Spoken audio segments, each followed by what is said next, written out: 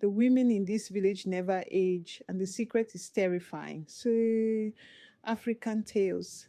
Imagine a place where time stands still, a village where women never grow old, their skin flawless, their smiles eternal, a paradise untouched by age, or so it seems. But beneath the beauty lurks a horrifying secret, one that no outsider is meant to uncover.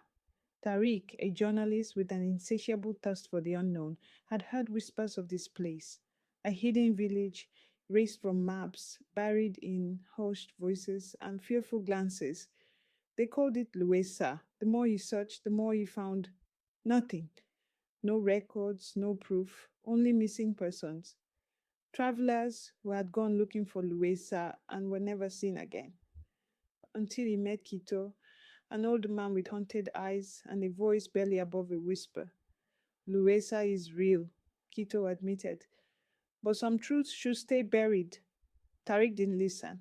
Armed with an old map and fragments of lost stories, he set off. The journey was grueling, scorching days, freezing nights. Villagers along the way refused to speak of Luesa. Some turned away, others muttered prayers under their breath. None would guide him.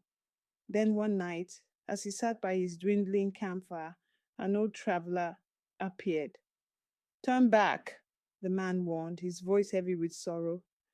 No one returns from Luesa. Tariq clenched his notebook. He had come too far. And then he saw it.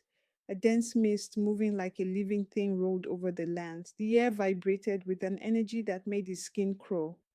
As he stepped forward, the fog parted, revealing a village bathed in golden light. Luesa. Women filled the streets, their laughter like wind chimes, their movements graceful.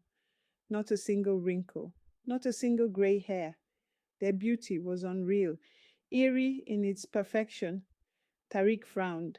They all looked the same age, 20, maybe 25. He asked about their ages. They only smiled. Their eyes flickered just for a moment, a brief hesitation. Then he saw the men, bent backs, wrinkled faces, hollow eyes. They didn't smile, they didn't speak, they only watched. A feast was thrown in Tariq's honor. Plates overflowed with food.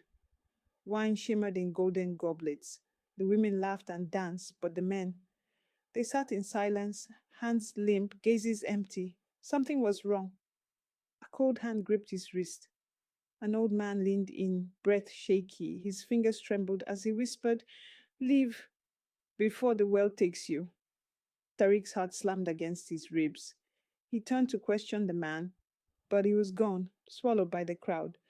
That night sleep evaded him. The words echoed in his mind. The well takes you. Under the cover of darkness, he crept through the village, past slumbering homes, following a narrow path to the temple. There, hidden beneath a wooden trapdoor, he found it, a staircase leading underground. The air grew thick and damp as he descended. At the bottom, a vast chamber awaited, and in its center, a well. Its waters shimmered, casting ghostly reflections on the walls. Carvings surrounded it, men screaming, their bodies twisted in agony as if being pulled into the depths.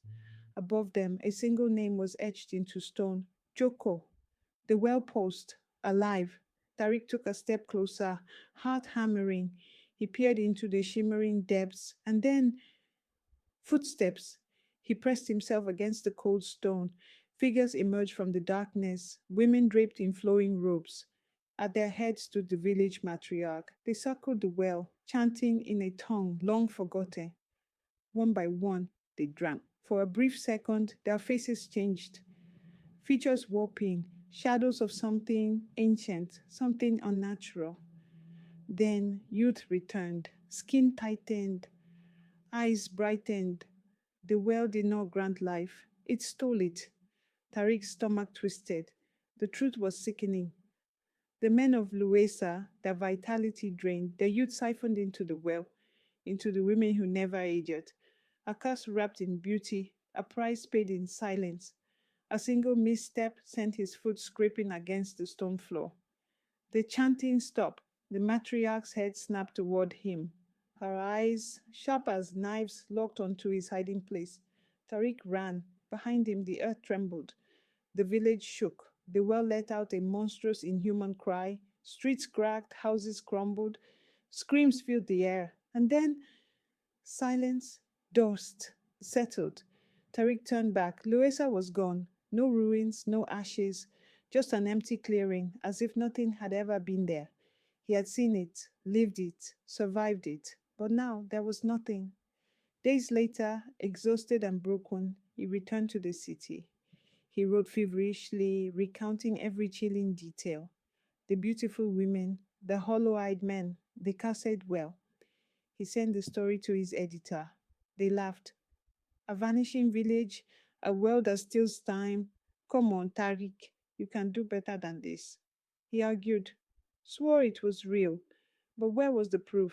No records, no satellite images, no missing person reports, even the elders who had once whispered.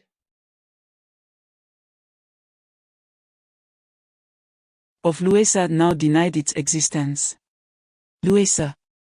They shook their heads. Never heard of it. Panic gripped him. How could an entire village vanish? How could every trace be erased? Weeks passed. The nightmares remained.